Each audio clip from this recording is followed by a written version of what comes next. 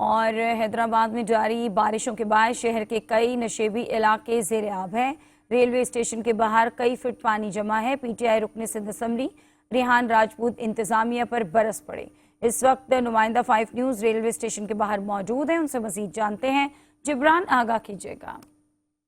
جی بالکل، حیدرآباد میں 4 روز سے مسلسل موسلادھار بارش، حیدرآباد میں اب تک جو بارش ریکارڈ کی گئی ہے وہ 150 ملی میٹر سے زائد بارش جو ہے ریکارڈ کی جا چکی ہے۔ حیدرآباد میں پاکستانی تحریک انصاف کے رکن صوبائی اسمبلی ریحان راجپوت نے جو ہے یہاں کا وزٹ کیا ہے اور یہاں پہ لوگوں کی پریشانیوں کا جائزہ لیا ہے۔ ہمارے ساتھ موجود ہیں رکن صوبائی اسمبلی سندھ اسمبلی ریحان راجپوت، ان سے بات کرتے ہیں۔ سر، آپ بتائیے گا مجموعی طور پر کیا صورتحال دیکھ رہے ہیں شہر بھر کی؟ بسم اللہ الرحمن الرحیم۔ دیکھیں، ہم پرسوں سے پورے شہر کے وزٹ پر ہیں، تمام پمپنگ اسٹیشنز پہ ہم نے وزٹ کیا اور جہاں جہاں پانی بھرا ہوا تھا ہم نے انتظامیہ کو نشاندہی کی۔